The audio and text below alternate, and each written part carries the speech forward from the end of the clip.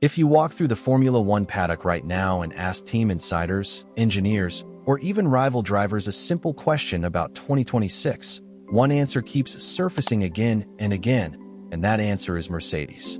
The Brackley-based team is being spoken about as the clear favorite heading into the biggest regulation reset the sport has ever seen. And this time the confidence surrounding them is very different from the hopeful guessing we've heard before previous rule changes. There are tangible, technical, and well-sourced reasons why so many people inside Formula One believe Mercedes may have built something truly special for the new era. And the story begins where 2026 performance will be decided more than anywhere else: the power unit. Mercedes has been working relentlessly on its 2026 engine program at the Brackley and Brixworth facilities in the UK for several years, long before many of its rivals fully committed resources in the same direction. While other manufacturers have reportedly run into delays, redesigns, and fundamental concept questions, the Mercedes program has followed a clear and consistent development path. Engineers familiar with multiple engine projects across the grid have described Mercedes' progress as the smoothest and most stable of any manufacturer, with fewer emergency fixes and fewer last-minute concept changes. At a time when Ferrari was battling late chassis sign-offs and Honda openly admitted that not everything was going to plan, Mercedes quietly kept refining its approach without public drama, and that calm approach has now started to pay off in a very big way.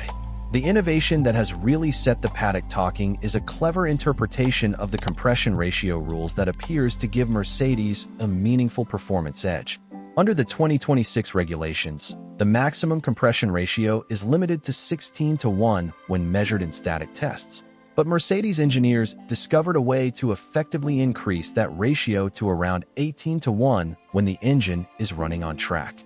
They achieved this not through illegal hardware, but through intelligent use of thermal expansion within the engine components. In simple terms, the connecting rod that links the piston to the crankshaft is designed to expand slightly as it heats up during operation. As temperatures rise, that expansion pushes the piston marginally higher into the cylinder at the top of the stroke, which increases the effective compression ratio beyond what static measurements show. Higher compression means more energy extracted from each combustion cycle, and more energy means more power. Estimates within the paddock suggest this innovation could be worth between 10 and 15 horsepower, a margin that could translate to roughly a quarter of a second per lap, an enormous advantage under modern Formula One conditions. What makes this even more significant is the way Mercedes handled the process. From the very beginning, they approached the FIA to clarify that their interpretation of the regulations was legal, and they were fully transparent about how the system worked. Because of that openness, the governing body would need a dramatic shift in interpretation to intervene now, something that appears highly unlikely.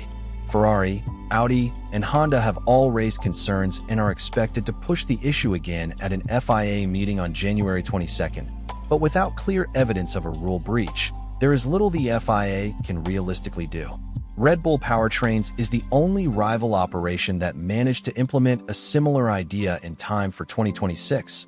But crucially, they only became aware of the concept after hiring an engineer from Mercedes, meaning they are adapting rather than leading, and that usually comes with compromises. Beyond the compression ratio story, the 2026 power units represent a fundamental change in how Formula One cars generate lap time. Electrical power will now account for 50% of total output, up from roughly 30% in the current generation, while the MGU-H, a system team spent almost a decade perfecting, has been removed entirely. On top of that, the engines must run on fully sustainable fuel with completely different combustion behavior, adding yet another layer of complexity.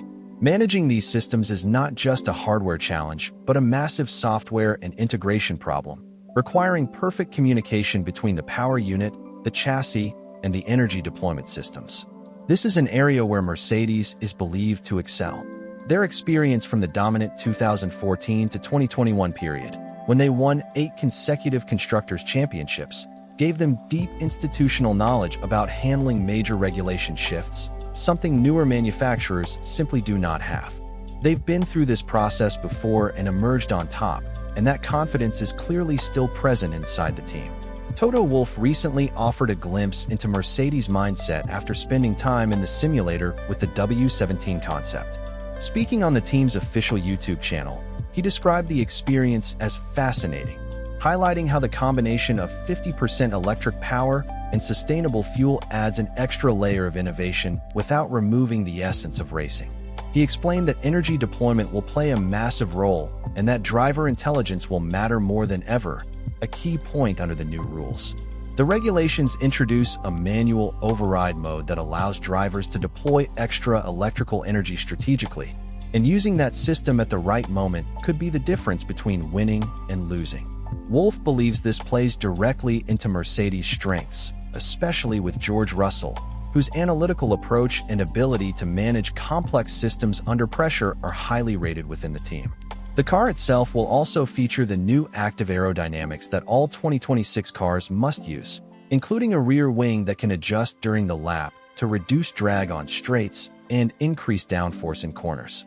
This creates an entirely new interaction between chassis and power unit that teams have never had to balance before, and getting that interaction right could be decisive.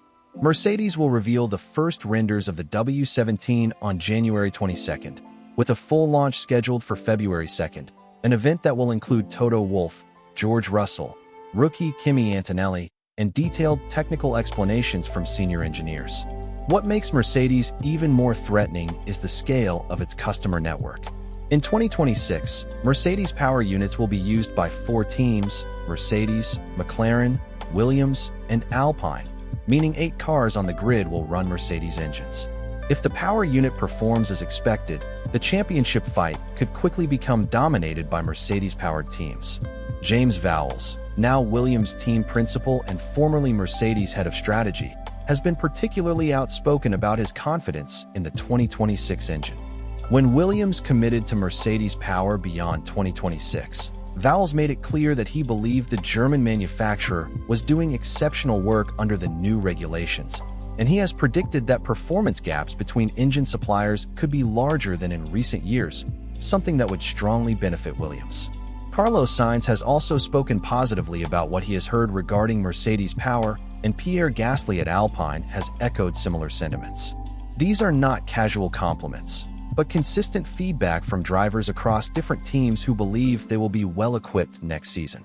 Even Helmut Marko, a longtime Mercedes rival during Red Bull's years of trying to dethrone them, has admitted his concerns, stating that he fears the 2026 champion will be someone using a Mercedes engine, possibly even suggesting Lando Norris as a beneficiary. Williams' upward trajectory only adds to that narrative, raising the possibility that multiple Mercedes-powered teams could challenge at the front. Despite all this, Mercedes is publicly trying to keep expectations in check. Wolff has repeatedly stressed that the 2026 regulations are so different that no one truly knows where they stand until the cars hit the track. He has openly described himself as a pessimist, questioning whether the team's targets were ambitious enough, whether they might have missed something important, or whether execution will be flawless when it matters. The first real answers will come at the private Barcelona tests starting on January 26th, where teams can run up to 3 days during a 5-day window. If Mercedes completes high mileage with minimal reliability issues while others struggle, the talk of dominance will only intensify. Wolff has also emphasized the importance of continuous development throughout the season, suggesting Mercedes believes it has built a strong baseline platform that can be rapidly improved once real-world data arrives. When all the pieces are considered together, the power unit innovation, the smooth development process, the driver lineup, the customer confidence, and the historical ability to master regulation changes, everything points toward Mercedes being the team to beat in 2026. The Silver Arrows may not be declaring dominance yet, but inside the paddock, the warning signs for everyone else are already flashing.